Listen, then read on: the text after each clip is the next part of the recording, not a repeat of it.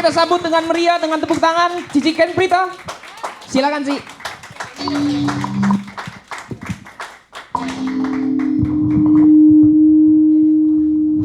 Cek tes.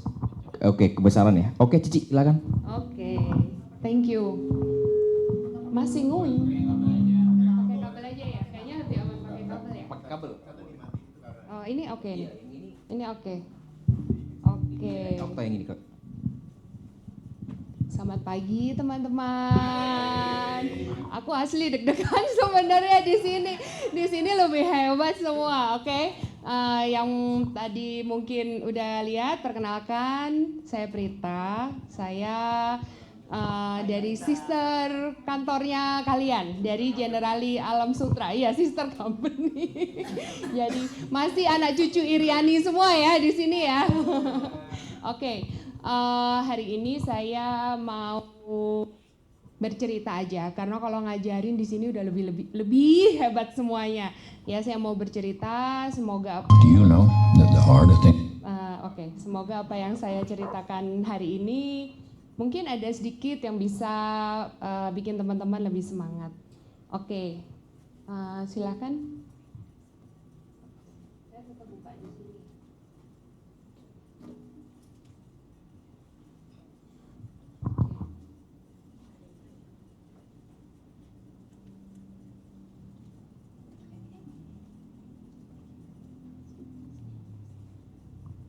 Oke Mbak Ukta, oke ya. Jadi kemarin waktu tanya judulnya apa gitu ya. Teman-teman yang udah lama pasti sering dengar nih, ya. La Dolce Vita. Nanti akan saya ceritakan di belakang La Dolce Vita ini apa. Jadi La Dolce Vita ini kalau secara harafiah diterjemahkan artinya the sweet life, ya. Jadi waktu selama pandemi itu teman-teman pasti sampai bosen ya di jadwalnya tiap hari ada Dolce Vita. Iya, jadi itu begitu merasuk. Oke, boleh? Ya. Jadi saya lahir di kota Yogyakarta. Saya anak pertama dari 3 bersaudara. Jadi saya punya adik 2, cowok-cowok. Ya, makanya life was good. Jadi ini foto terakhir keluarga saya yang komplit. Ini waktu ulang tahun adik saya yang paling kecil, ya. Itu waktu itu dia ulang tahun pertama. Yang anak nomor 2 sama anak ketiga itu beda, cuman berapa hari lah gitu ulang tahunnya. Jadi kalau orang dulu ngirit ulang tahunnya dijadiin satu, gitu kan? Dijadiin satu, beda berapa hari ya. Anak saya juga ulang tahunnya beda 3 hari, cuman anak sekarang nggak mau ya, protes, mama curang katanya. Iya nggak mau, padahal cuma tanggal 20 sama 23, tapi nggak mau, tapi kalau anak dulu mau. Nah, di tahun itu, ini berarti 4 April, di Agustusnya papa terkena serangan stroke, terus dalam beberapa hari koma dan meninggal. Di situ ya saya belum tahu ya, masih belum paham ya, masih 10 tahun, sebenarnya masih kecil. Cuman karena saya anak paling besar, jadi lumayan paham, lumayan lihat lah ya mama gimana itu, bagaimana dia berjuang mengatasi kehilangannya, dan di saat yang sama harus struggle juga gimana tiba-tiba harus jadi breadwinner, iya jadi pencari nafkah gitu. Nah, beruntungnya saya, Tuhan baik sekali, saya itu ada asuransi OMA. Nggak enak ya, asuransi OMA. Jadi saya selalu bilang, beruntungnya saya punya OMA, opa yang bisa membiayai. Jadi saya nggak perlu pindah sekolah yang lebih biasa gitu ya. Jadi dari TK sampai SMA itu saya bisa sekolah kalau di Jogja itu Tarakanita, SMP SMA-nya Stella Duce, mungkin teman-teman pernah dengar ya. Jadi seperti itu, nggak perlu juga pindah ke rumah yang lebih kecil, ya kan? Itu beruntungnya saya. Jadi semua mungkin di awal-awal seperti itu, sambil pelan-pelan mama berusaha cari income, ya. Tapi di situ saya melihat perjuangannya.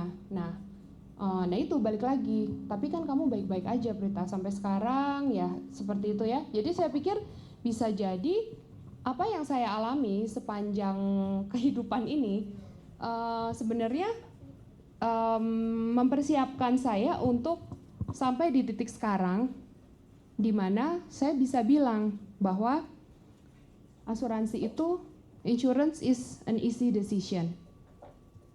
Ya, jadi it's always an easy decision. Gimana kalau misalnya waktu itu papa punya asuransi jiwa gitu ya, paling nggak ya, zaman dulu kan memang susah sih, nggak banyak lah. Kalau zaman dulu itu berarti 1993, mungkin asuransi itu anggapannya adalah untuk orang-orang kaya gitu kan, nggak seperti sekarang aksesibel untuk semua orang gitu. Nah, jadi kalau andai kata papa punya asuransi jiwa, mungkin mama dan saya bisa menjalani kehidupan dengan lebih apa ya? Kalau nyaman waktu itu saya nyaman, tapi ada dignity, apa ya? Beda ya kalau misalnya itu santunan dari keluarga yang sebenarnya nggak berkewajiban gitu ya. Nah, selain itu juga ada pengalaman di mana waktu saya SMA, mama terdiagnosa kanker paru-paru stadium 4. Jadi dokter udah langsung bilang usianya mungkin cuma sekitar waktu itu Desember ya paling 6 bulan lah katanya. Gitu. Jadi itu kenapa ya? Karena orang dulu nggak ada asuransi juga gitu kan. Kalau ada yang nggak enak gitu, padahal udah makin kurus, ada benjolan, tapi ya nggak takut berobat karena takut mengeluarkan biaya yang mahal gitu. Jadi sepanjang ini itu ya ada hal yang kadang kita alami, pilihan yang kita buat itu kan untuk mempersiapkan kita pada satu titik. Nah itu makanya saya sadar benar di mana oke, sekarang asuransi itu accessible to anyone.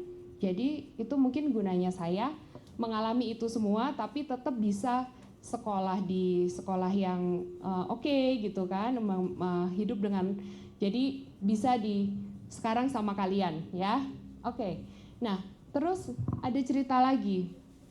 Jadi ya karena saya janji hari ini cuma cerita, nggak ada ilmunya nih.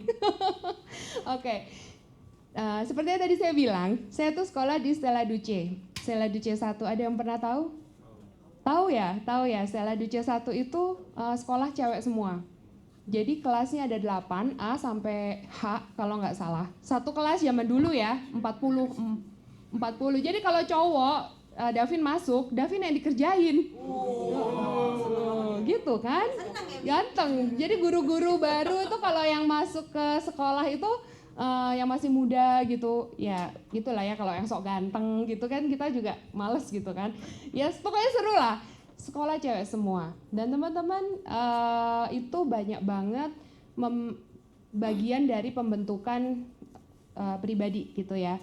Karena sebenarnya dari SD, SMP gitu tuh ya nggak top 1, nggak ranking 1, tapi rata-rata 10 besar. Ya kan, tiba-tiba masuk SMA kelas 1 dikasih pelajaran matematika. Oke, matematika. Bisa nih kayaknya. Ujiannya cuma 3 nomor. Yang kaget adalah waktu hasilnya keluar, dapatnya cuma 2,6. Terus kaget ya, hah? 2,6?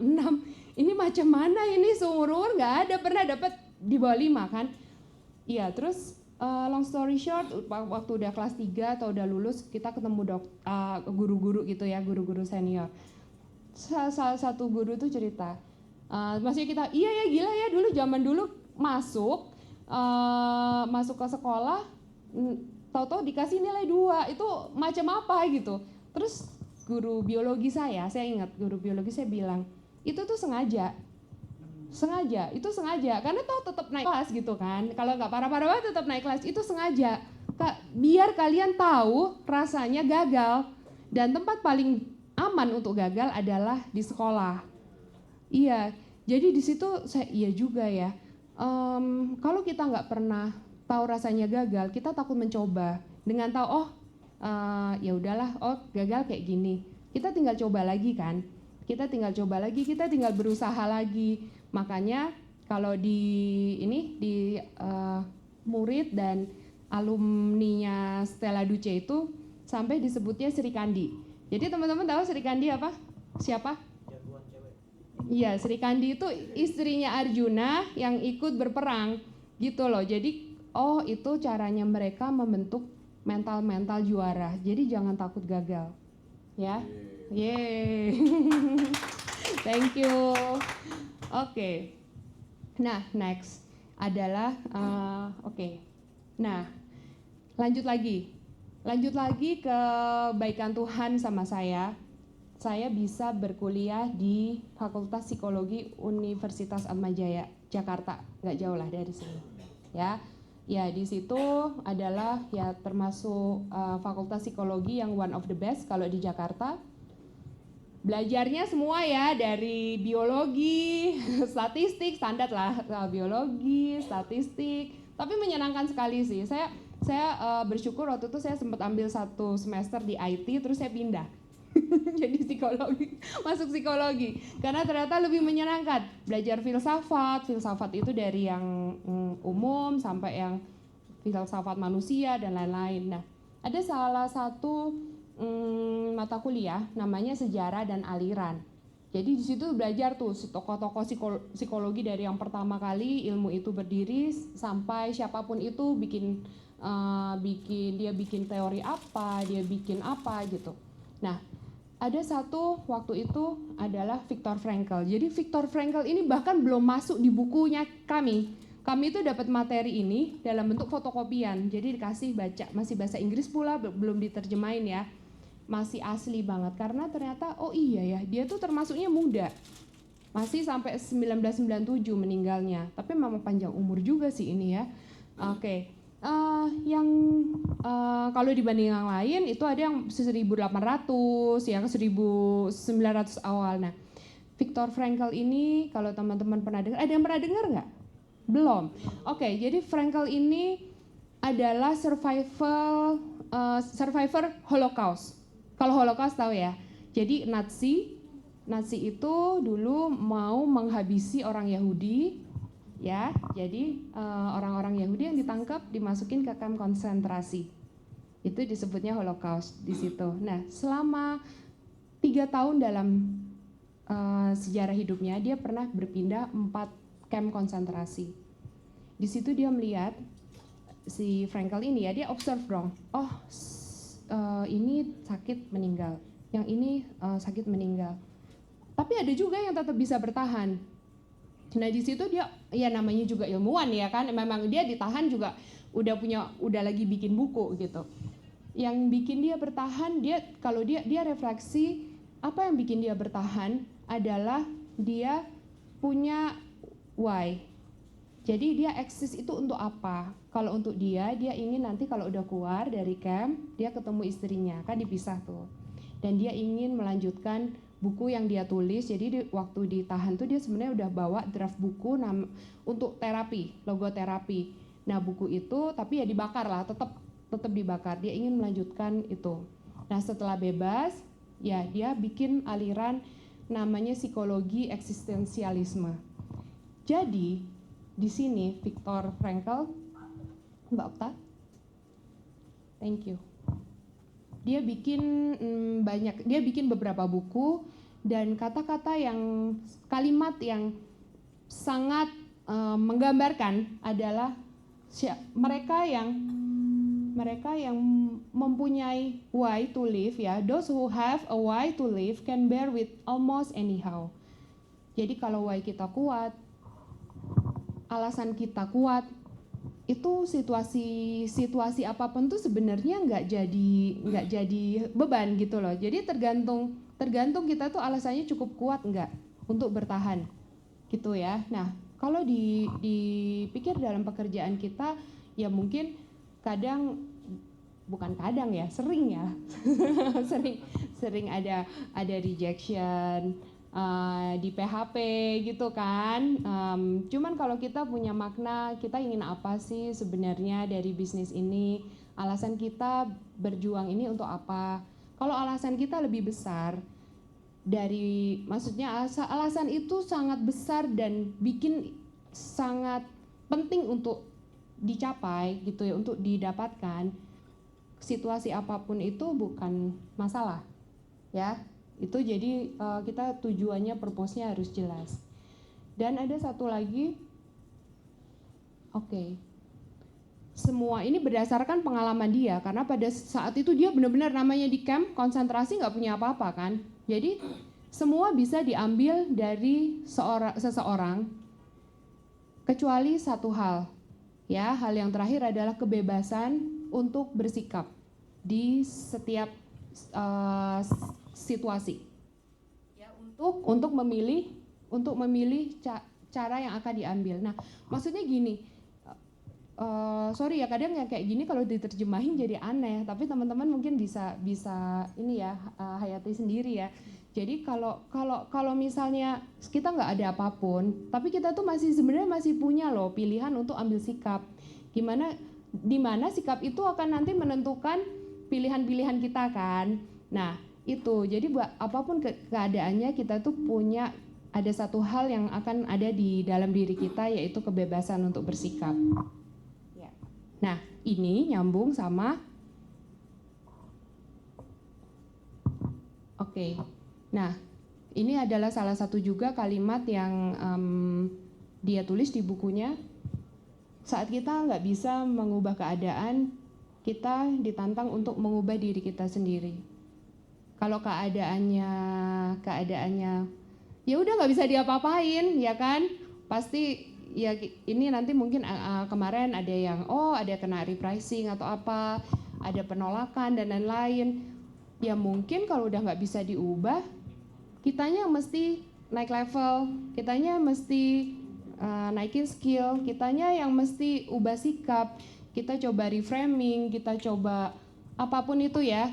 Jadi kalau memang situasinya nggak bisa berubah, artinya kita yang harus berubah, gitu. Oke. Nah, seperti ini yang video. Oke, kita nonton satu video sebentar ya.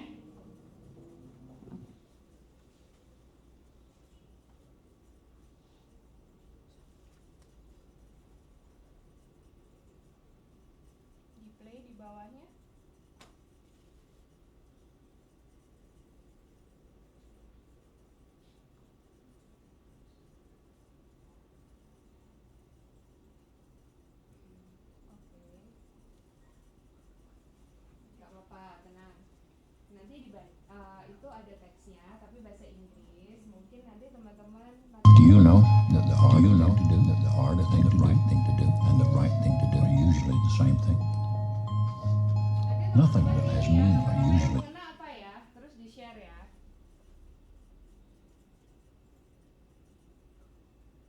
Do you know?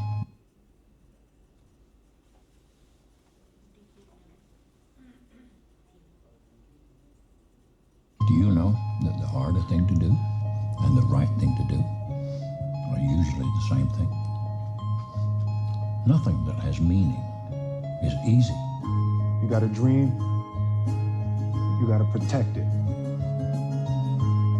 People can't do something themselves. They want to tell you you can't do it. You, me, or nobody is gonna hit as hard as life. But it ain't about how hard you hit. It's about how hard you can get hit and keep moving forward. How much you can take and keep moving forward. That's how winning is done. To get anything of value, you have to sacrifice. Don't ever let somebody tell you you can't do something. Not even me. Easy doesn't enter into grown-up life. Now go out and get what you're worth, but you gotta be willing to take the hits and not pointing fingers saying you ain't where you wanna be because of him or her or anybody. Cowards do that and that ain't you. You're better than that.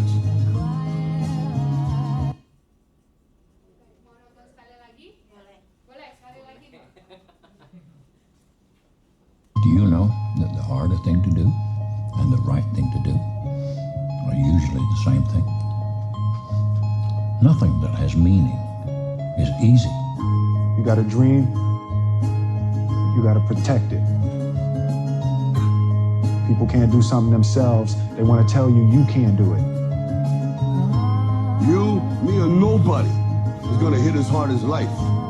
But it ain't about how hard you hit. It's about how hard you can get hit and keep moving forward. How much you can take and keep moving forward. That's how winning is done. To get anything of value, you have to sacrifice. Don't ever let somebody tell you you can't do something. Not even me. Easy doesn't enter into grown-up life. Now go out and get what you're worth, but you gotta be willing to take the hits and not pointing fingers saying you ain't where you want to be because of him or her or anybody. Cowards do that and that ain't you. You're better than that.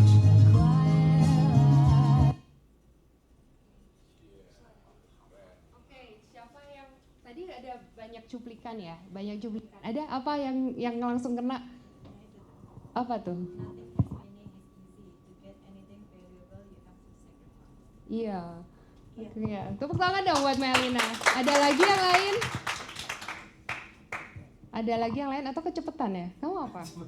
Kamu apa? Yang it's not about how hard you hit, but it's about how you get hit and keep moving forward. Iya, keren ya. Tepuk tangan David. David, ikut kopi aja, kopas aja lebih gampang ya. Wah. Oh, kirain bercanda. Taufik, mungkin? Oh, oke, ya, oke, baik. Nanti tolong bantu terjemahin ya. Anyone, siapa yang mau ini mungkin? Pertama juga bagus. Pokoknya pertama. Iya. Ya. Itu sempat keluar di reel saya. Terus oh iya ya, itu cuplikan dari film-film saya. Itu yang satu ada film Pursuit of Happiness kayaknya yang Will Smith ya kan. Yang lainnya saya malah nggak tahu film apa, tapi keren banget. Ya. Oh ya. Oh. Ya Rocky Gerung nggak tahu. Oke, ya seperti itu. Nanti kalau mau di play lagi boleh minta videonya sama Mbak Okta. Nah, seperti yang saya janji tadi, saya singkat aja dan ini sampai ke slide saya yang terakhir. Kenapa judulnya La Dolce Vita? Nah, saya La Dolce Vita buat saya itu boleh Mbak Okta? Ada 3 hal yang buat saya bagaimana hidup saya bisa jadi manis, ya kan? Yang pertama adalah hidup yang berarti bagi sesama dan bisa menggunakan talenta sesuai rancangannya. Teman-teman kita itu masing-masing pasti punya, pasti punya talenta yang diberikan Tuhan. Dan bagaimana saat dalam kehidupan ini kita bisa gunakan itu dan ada gunanya buat orang lain. Nah, salah satu yang saya jalani memang di kemarin ya, saya sekarang udah selesai itu saya dikasih kepercayaan sama nasabahnya Anita, Om Han. Nasabahnya Anita tiba-tiba di bulan Desember telepon saya, dia bilang, "Sis, kamu tahun depan bantu jadi ketua panitia ada acara lari Run for You." Hah, Om? Gitu kan, reaksi pertama ada, "Hah Om, mana bisa?" Mana gue bisa gitu ikut acara lari, nggak pernah, apalagi jadi ketua panitia. Bisa, tenang. Jadi waktu itu yang ya emang Om Han itu bijaksana sekali ya, bijaksana sekali. Dia bilang, aku lupa deh, dia dulu perusahaan itu ya, distributor komputer kan HP ya. Nah, dari 8 atau berapa level manajernya itu ada 5, pokoknya mostly wanita. Dan wanita itu kadang nggak sadar sama potensinya. Terus Om Han itu kasih perumpamaan seperti teh, yang teh celup. Dia kalau belum dikasih air panas, belum digodok ya belum keluar sarinya lah gitu ya. Nah kadang mungkin kita nggak tahu kemampuan kita apa, sampai saat dijeblosin ternyata banyak sekali pelajaran yang bisa didapat, ya kan. Nah itu saya pikir kalau misalnya mungkin waktu itu saya menolak, saya yang rugi karena pada pelayanan-pelayanan seperti, sebenarnya ini kan pelayanan kebetulan di komunitas Katolik, tapi teman-teman di sini di kantor bantu arrange sesuatu, bantu ada acara involve, itu kan sebenarnya kita nggak kasih sesuatu loh, kita yang dapat, ya kan, kita yang dapat mungkin jadi latihan sabar, pasti ya latihan sabar, latihan negosiasi, latihan banyak mungkin upgrade skill, public speaking gitu ya, macam-macam gitu. Nah pada waktu itu jadi ya udah saya jalani, saya belajar dari banyak orang dan berkesempatan bersentuhan dengan banyak sekali sosok-sosok yang buat saya, oh ya kalau saya nggak melangkah seperti itu, saya nggak akan bisa ya touch mereka. Bahkan saya pernah ya kayak dimarahin juga, kamu kalau coba-coba ngomongnya diulang. Ya kebetulan wakilnya Bapak Uskup kan, Romo Edi, telepon saya salah ngomong. Coba-coba kamu ulang lagi. Kata-kata yang keluar dari mulut itu harus bermakna. Oh iya, itu yang sampai sekarang iya ya kita ngomong itu nggak boleh sembarangan. Gitu banyak lah, itu salah satu hal. Cuman ya itu di situ saya senang sekali karena tim saya bisa berhasil dengan lancar dan kemarin juga bisa bantu pembangunan 2 panti jompo gitu kan, terus pelayanan HIV gitu, ada donasi ke pelayanan HIV dan di situ saya juga belajar banyak, dapat pengetahuan dan dapat apa ya ya pengalaman gitu. Pokoknya percaya deh teman-teman, setiap kesempatan yang kita ambil itu mungkin mempersiapkan kita pada satu titik. Ya mungkin nggak langsung saat itu sekarang, tapi prosesnya kita jalani. Kalau kita belok ya mungkin nggak sampai situ. Tapi kalau kita ikutin, pasti akan sampai berkembang lagi. Nah, kenapa La Dolce Vita? Buat saya tuh hidup yang penuh antusiasme, excitement. Karena kita punya impian. Dan impian itu bisa tercapai satu demi satu, ya kan? Kalau sebagai saya orang Katolik pasti punya impian untuk berziarah ke Vatikan, ya kan? Jadi waktu tahun lalu trip ke Roma saya atur dan itu benar-benar terus jadi malah bisa ziarah ke 4 basilika utama dan tempat-tempat lain. Nah di situ apa ya kayak oh ya harusnya orang tuh memang berani bermimpi. Ya kan, punya mimpi apa kita kejar. Nah pada saat satu accomplish mimpi lagi gitu ya. Jadi tapi harus ada pencapaian ya, baru bisa menyenangkan ya. Kalau mimpi doang gimana? Ini udah mukanya mulai mencurigakan. Mau komentar apa?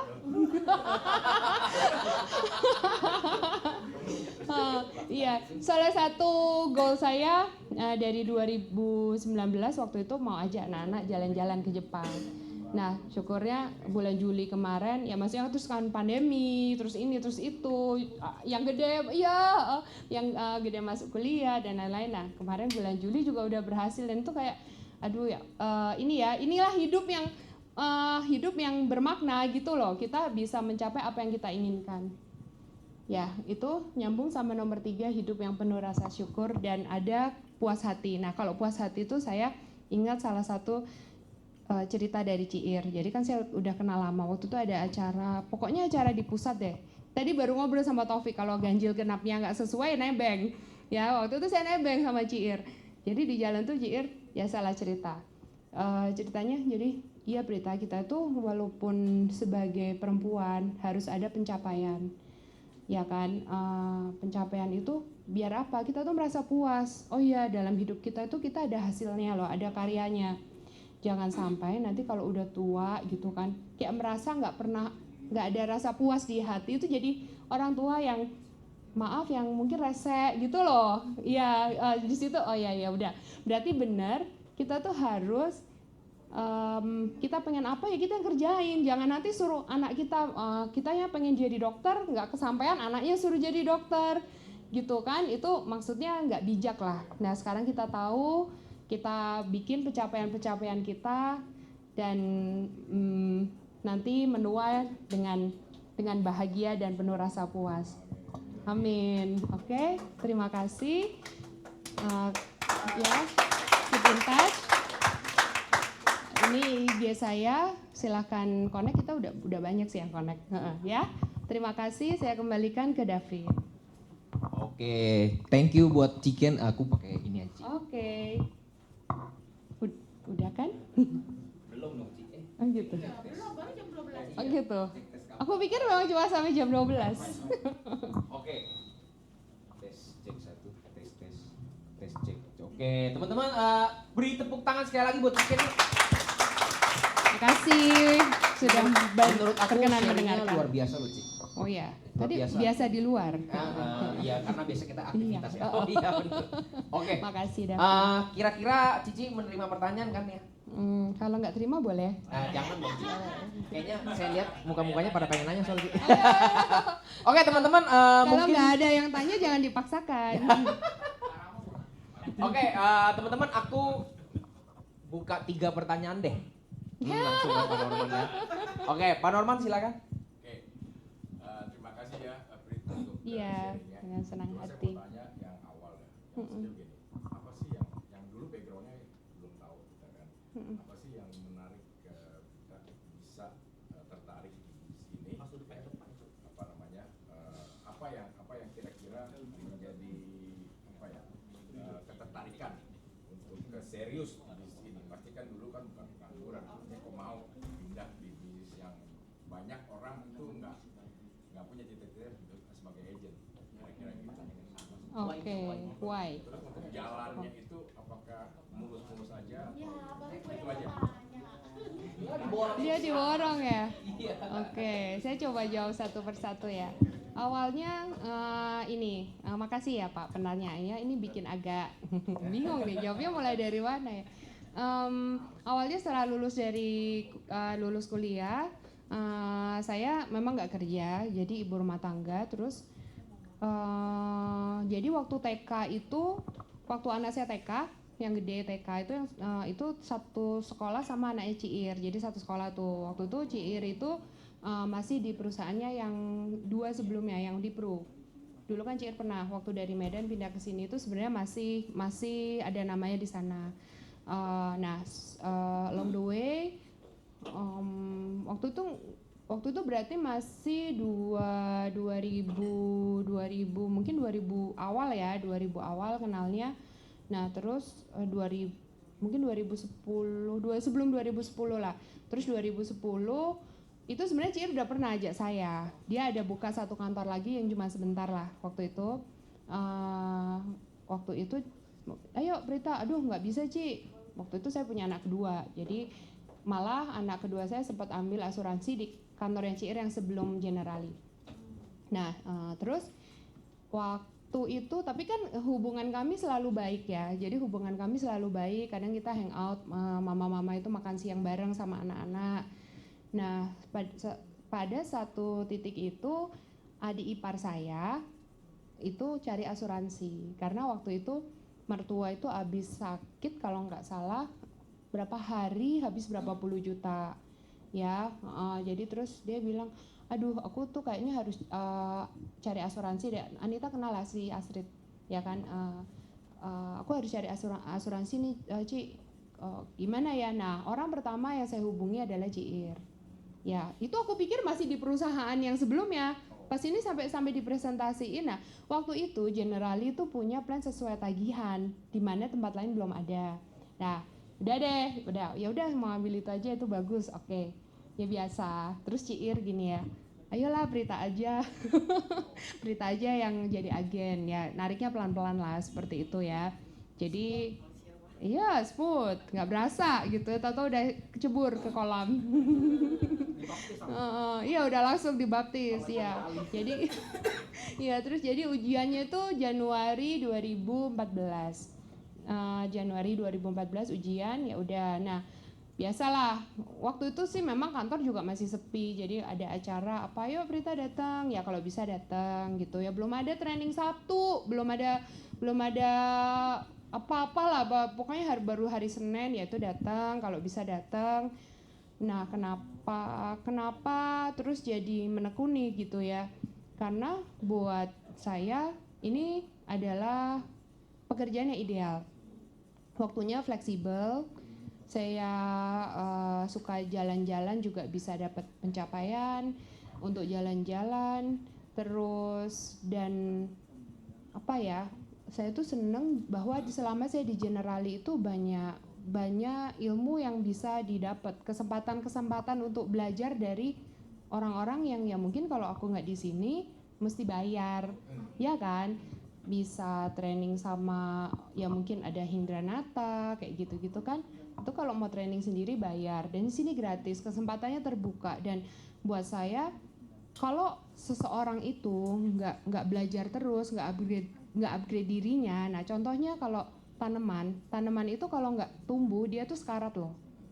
Iya kan, jadi di sini tuh kesempatan saya mengembangkan diri, dapat income juga, kendaraan yang tepat buat mencapai mimpi-mimpi saya, dan saya bisa juga kasih contoh buat anak perempuan saya, ya kan, bahwa perempuan itu bisa, bahwa wanita itu bisa mencapai banyak hal, ya kan, walaupun saya juga nggak tinggalkan dia, gitu kan. Iya, itu buat saya adalah penting juga tuh. Terus ya seperti itulah. Jadi ada kayak tadi habis ngobrol sama Melina, waktu kecil butuh waktu yang lebih banyak untuk anak-anak, ya saya tetap bisa, ya kan ideal ya untuk ibu rumah tangga, anaknya tahu-tahu performance hari ibu gitu kan, hari Kartini, mamanya kalau kerja kantoran nggak bisa datang gitu loh. Tapi kan kita sebenarnya tinggal atur jadwalnya kita, gitu sih. Apakah terjawab? Apakah ada yang belum dijawab? Apa selama perjalanan ini yang ada nggak? Oh ya, perjalanannya ya pastilah nggak baik-baik aja gitu kan. Ya kalau misalnya ya pasti semua kerjaan, sebuah usaha, bahkan mungkin kita sekolah, kuliah pun juga pasti ada tantangan-tantangan yang harus dihadapi gitu loh. Ya balik lagi kayak tadi, kalau misalnya ada tantangan ya kita cari solusi gimana kita bisa mengatasi itu. Nah sebenarnya kalau kita udah bisa menghadapi tantangan itu kan kita udah di another level. Gitu. Ya semua semua gitu. Oke. Boleh. Itu tadi 3 pertanyaan udah loh. Makasih juga Pak. Iya. Borong ya. Boleh. Terima kasih Pak Norman buat pertanyaannya dan Ciken buat jawabannya, luar biasa banget ya. Aduh, banyak banget informasinya nih. Oke, silakan Bunda. Iya, Ibu. Kan tadi kan ketemu Ciir di dalam lingkungan sekolah kan, Mm-mm. satu kelas ya. Mm-mm. Yang aku mau tanyain adalah, ada nggak sih pernah kayak ibu-ibu yang rese gitu ngadepinnya, terus dia bilang dia deket-deket dia takut ditawarin asuransi gitu. Oh. Satu, terus kedua, ada nggak sih kayak up and down gitu dalam menghadapi kepuasan, dalam mencapai kepuasan tadi? Oke. Kepuasan sebagai kita wanita harus ada, maksudnya kayak harus enggak yang apa ibaratkan cuma bertumpuk Iya, tangan iya. gitu ya. Mm-mm. Jadi seolah-olah tuh kita, oh aku juga wanita punya kebanggaan gitu. Bener Ada nggak banget. kayak someday kayak aduh aku kok begini amat gitu. kok ngadepin kayak gini, maksudnya kejar target tuh ada yang kayak kok susah amat ya gitu-gitu. Maksudnya kan otomatis up and down pasti ada ya. Jadi cara ngatasinya gimana? Oke. Saya coba jawab yang pertama dulu ya. ini ya sesi curhat mama-mama.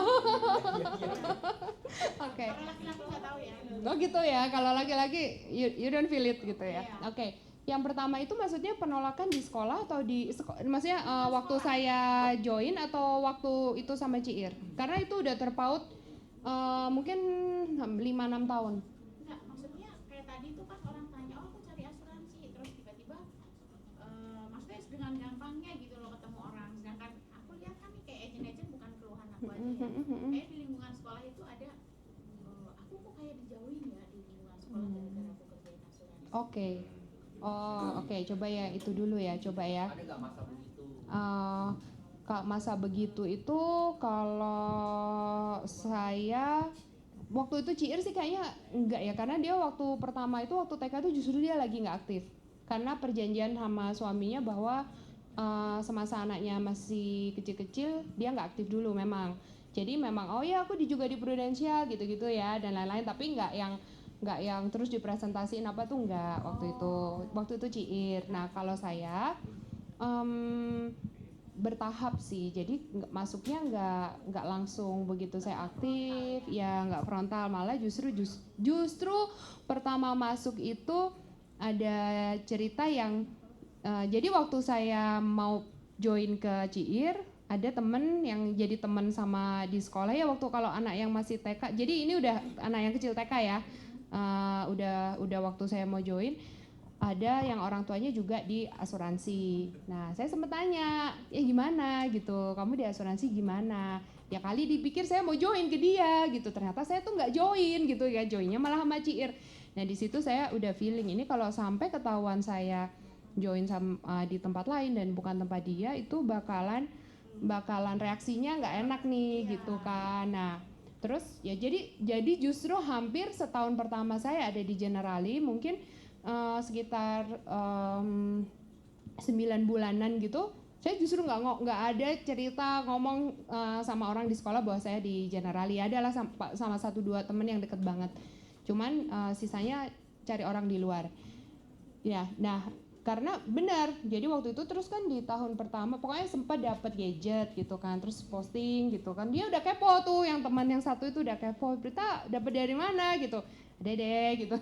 Kita masih males ya kan, maksudnya orang baru, waktu masih baru dan aku pikir aduh udahlah, nggak berdebatnya nggak penting lah nanti gitu kan. Sampai terus EBM Club, pergi dong ya kan, mau nggak mau dia tanya iya jawab, iya aku di Generali. Langsung lah hari itu suaminya ngajakin ketemu. Iya ketemu, ya udah aku juga ya terus kapannya gitu, aku juga nggak mau ketemu sendiri, ajak CIR. Pokoknya CIR ada duduk berdua, dia sodorin majalah, pokoknya ini Generali nggak ada apa-apanya dan lain-lain. Sudah seperti dugaan, sampai CIR itu at the end tuh cuma ngomong, ini ya kok kita tuh sama-sama nggak punya saham loh. Kita tuh sama-sama udahlah kita bahas pertemanannya, udah saking males debatnya gitu ya. Gitu kalau gitu kan yang bikin males kan, mesti kita biasa aja, berteman aja biasa. Dan plot twistnya ini orang itu tahun ini join di kantor Alam Sutra. Tapi bukan lewat saya ya, karena leadernya juga pindah. Ya cuman maksudnya ya kita netral-netral aja, masuk dengan santai gitu ya.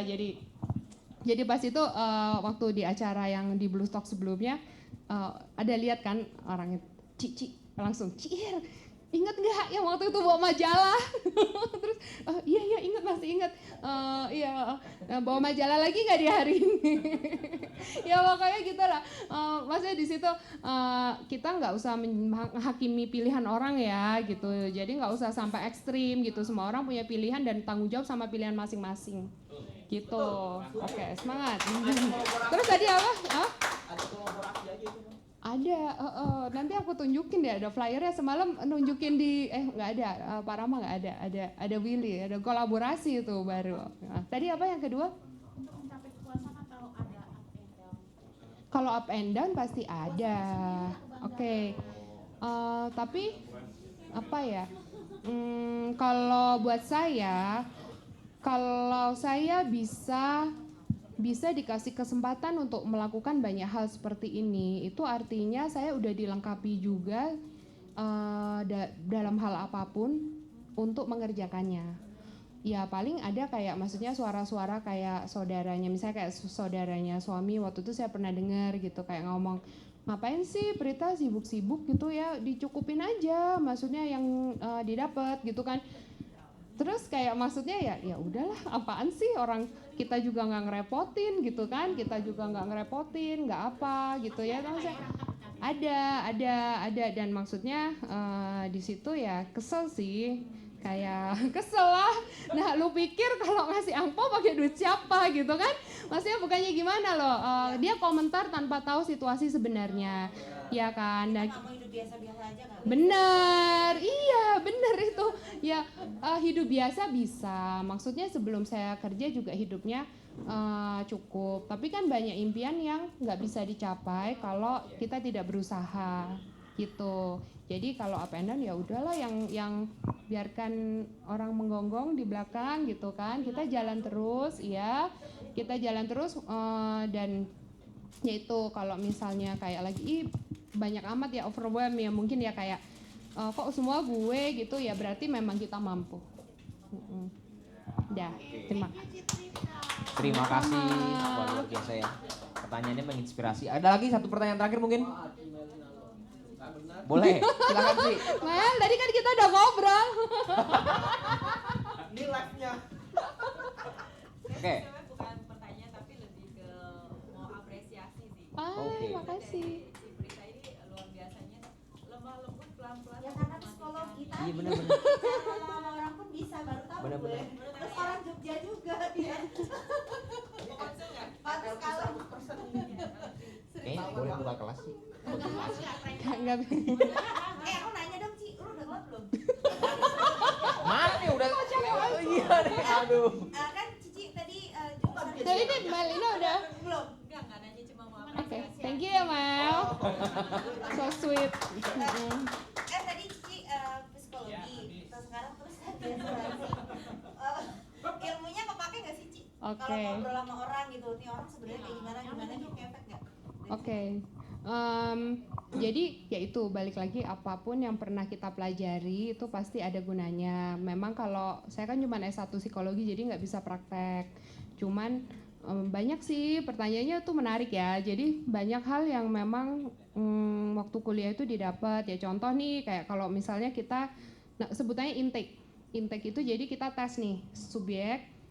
Waktu itu zaman angkatanku tuh terakhir dapat mata kuliah yang bisa orang gambar pohon atau gambar orang, terus kita coba analisa ada gangguan apa atau ada kepribadiannya seperti apa gitu. Nah di situ atau tes Rorschach. Rorschach itu yang tinta-tinta warna-warni terus orang suruh lihat itu kamu mau Dominan warna apa? ada enggak ada lihat gambar apa di situ. Nah jawabannya orang-orang, terus gambarnya orang-orang itu kan bisa bervariasi sekali ya, kayak maksudnya bisa jadi yang kita tahu, oh itu ternyata ada tanda-tanda agresi atau apa gitu. Tapi di situ kita belajar, oh mukanya harus tetap lempeng. Jadi kayak, oh ya ini kayaknya kepake juga ya, nasabah ngomong apa gitu kita bisa tetap lempeng, iya nggak apa-apa, maaf gitu kan, maksudnya nggak harus setiap respon dari orang itu kita masukin ke hati gitu loh, ya kan? Dan terus ya, Lu kayaknya harus belajar psikologi. iya. Terus banyak sih kalau dari yang kuliah mungkin lebih ke kayak sudut pandang kita terhadap apa yang kita ini ya point of view ya, karena kan belajar macam-macam tentang filsafat manusia, tentang ilmu dan lain-lain. Jadi ya mungkin adalah kepake dalam kehidupan tuh kepake, dalam pekerjaan ya adalah pasti dikit-dikit lah apapun itu. Mau kuliah psikologi lagi? Cuma kuliahnya jalan-jalan sih. Oh gitu. Oke teman-teman, terima kasih banyak. Mari kita aplaus sekali lagi buat Cici dan Prita. Terima kasih banyak Cici untuk sharing hari ini. Dan ada penyerahan dari Koharta. Aku pegangin dong. Deposito Ci.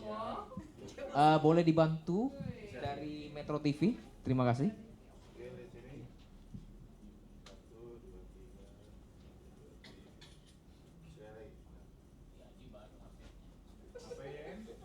Oh iya.